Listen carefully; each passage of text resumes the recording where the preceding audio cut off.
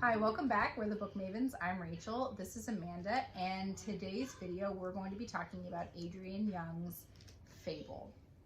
So for any of you guys who really love your girl power pirating, sailing the seven seas adventure, this is the book for you. And I, who am well known for not liking pirates and not really understanding the romantic appeal, really liked this book. It's not true pirating. It's like It's more like it's a survival tale. Well, for her, for Fable, that is her name. Our main character's name is Fable. It is totally survival. Her kind of like upbringing, rough, man. But she, I mean, definitely a survivor. It is there's a beautiful found family trope is used. It's done very so well. Good. Yeah, it's a good one. It's really beautiful. There's a really nice, I would consider kind of somewhat of a slow burn romance going on. For any of you who are interested, I mean, it is definitely, he falls first instead of the girl, which is always a nice change, I think. And so that was lovely about this book. Really, really good, really well detailed world. You get to see a couple of different places. And they're done very well. You can and really a lot picture of it. morally great characters. A lot of moral greatness, yes. Which because honestly, life's hard because it's about the survival. I found that I was so attached to them, but by the time it like really came up, I was like, oh, wait, why doesn't that bother me more? Because you just, what are you going to do? And a lot of it is what holds people have on you when people find out that you have something to lose. So I feel like that's a big thing. Like, are you stronger to be alone where you seem almost untouchable because you don't care about anything? Or is it worth taking the risk to be part of something even though somebody could use something against you? And to publicly be a part of something, right? Because the whole thing, like so the whole story, she's trying to get back to her father, Saint, but nobody knows it's her father because he instilled in her these rules when she was a child. Like, you never tell anybody that I'm your father. Nobody owes you anything ever, or nothing's free. Like, and so she's got these rules that are basically about isolating yourself and protecting yourself from this very thing that Rachel's described, right? And so it's kind of systematically how she evaluates those rules and decides what she's going to do about them. And then there's just so much like, you get so much because she's seen her father Saint and her mother Isolde. That's how the audiobook said it. That is not how I read it in my mind. I read it as Isolde, like from the other story. But the audiobook said Isolde, so I kind of went with it, but it's whatever. Whatever makes me happy. That he had such a great love for her mother, and that he has so closed himself off. And I think a lot of it is that he worries that had worried that this would be something that would weaken her, and that she would need to be strong to survive in this world that they're a part of. But I love as the course of the book goes on that she just decides, I'm gonna, you know what, forget it, I'm gonna live by my own rules, because she does. So there's kind of this almost like a series of obstacles. It's very much kind of an Odyssey type tale, right? She has to get off of Jabal. She's trying to get to Dern back to Saint. When that doesn't work out, she decides her next step. And then like, it just kind of becomes a series of challenges, which I thought made the pace really nice. It does end on a cliffhanger. So be emotionally prepared for that. But it is a duology, which I appreciated because at least I know that I'll get the solution quickly when I read the next book. She did release a prequel series, we discovered. Well, just one, Saint. So which is how the father got to be the way he is, I guess. And I haven't decided if I want to read it yet, but we'll see. I pre-ordered the special edition from Bookish Box. It's just not here yet. I'll wait till she reads it, and then she can tell me. I'll tell her. And then there is a companion book set in the same world, but following a different character. But it is referenced that you will see the characters that you love. They'll be sideline characters, but it's not going to be following Fable. We're not going to be in her head. So I haven't decided. I'm definitely going to read the sequel. I need to know how this cliffhanger ends, obviously, but we'll see. But in terms of the characters, I liked Fable. I thought that she was a strong female character.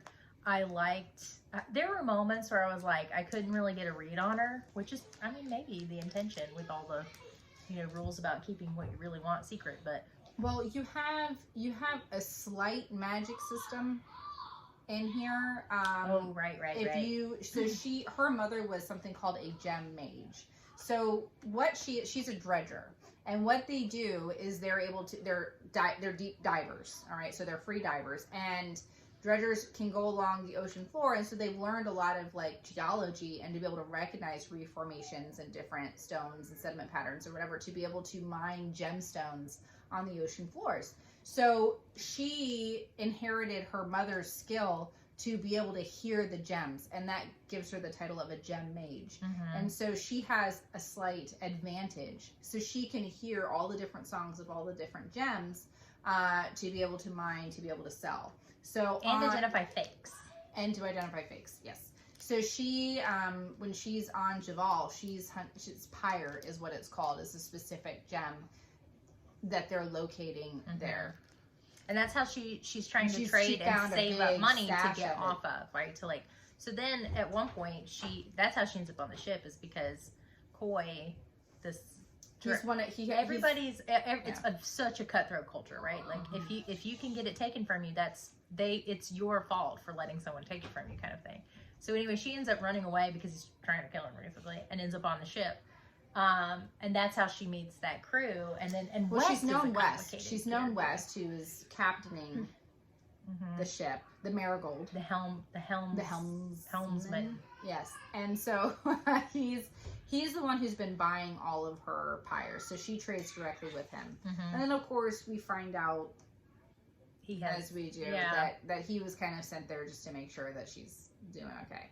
But he keeps going. But it's very rough. Yeah, so he's such an interesting character to me as well, and I love them together. And because there is a little bit of this like instant attraction, they like instant connection, but they're both kind of nice. Well, which is a little bit like 2 years, kind of. Yeah, but not really. I mean, like, well, she knew that there was something in terms of, you know, that when she was in trouble, she went to his ship. She didn't go to any ship. Right. She went. She to didn't his really ship. analyze it though, which Well, he's supposed to be really cute. So well, that's true, but that's what I'm saying. It's like they 17. Know each other, but also they never really interact beyond like, I'm gonna trade, like, here's how much I'll give you for this, like, but like it's not actually like they ever converse until she's on the ship, and then it's like such an interesting. Doesn't date her, so that's a whole big That's thing. True.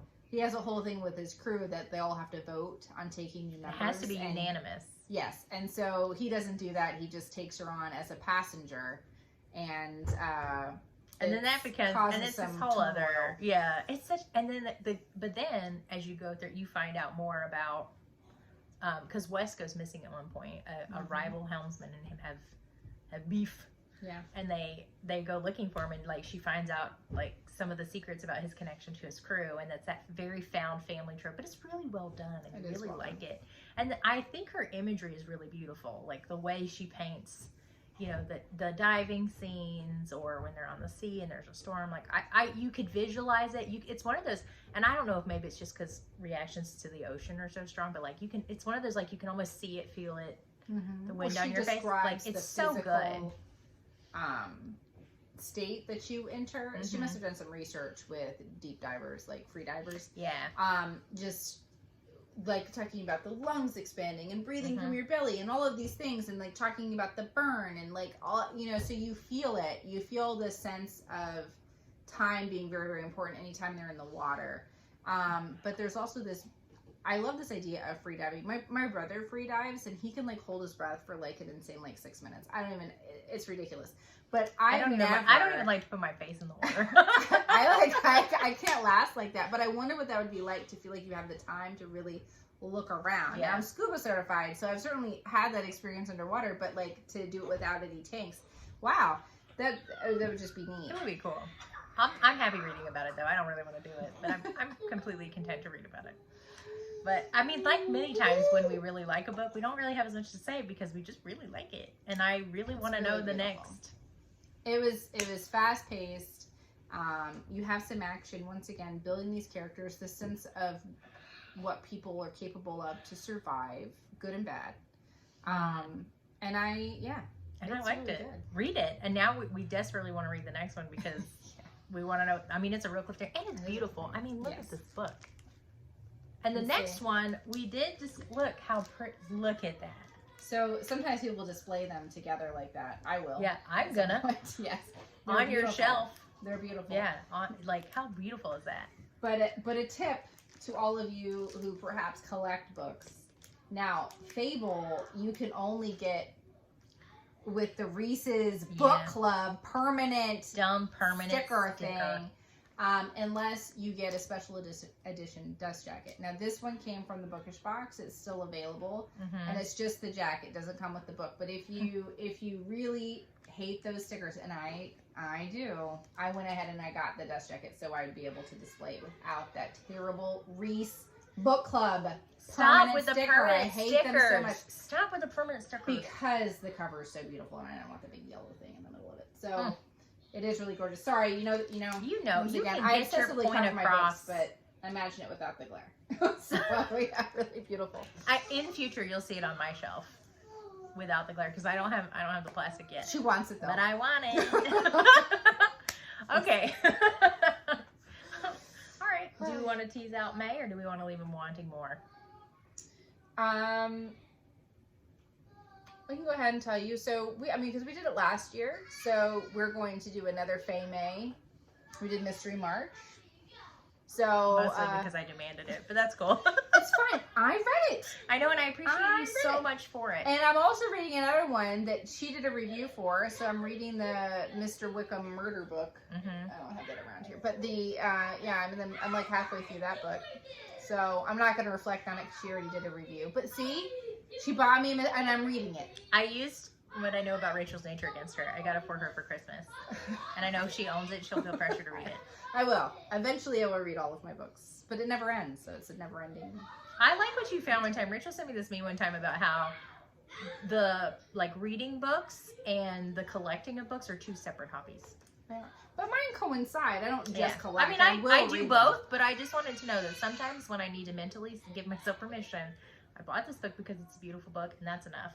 Well, somebody else did this thing talking about how books are kind of like wine collecting. So you collect them, and you store them, and you keep them until the time is right, until they've aged to the point in which you're ready to go on that adventure, and that it has matured. Then you can uncork that puppy, all right? And then you're ready to go. So think of it collecting like that. Don't worry about the length of time they spend on your shelf. They'll only get better when you're ready to read them.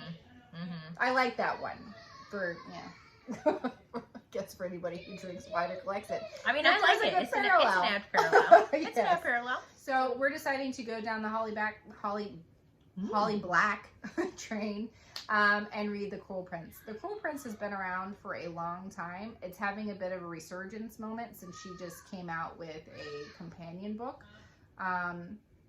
Dealing with some side characters. She and I have never read The Cruel Prince. We're interested because we've heard that it is more of a politically motivated book and less in terms of like a traditional Fae romance story. I know there's some romance, but it's more about the political dealings within Fae courts, and that's something that we both really enjoy. So we're going to go ahead and give The Cruel Prince a try for Faye May. Yeah. We look forward to you joining us in. See you next time. Bye.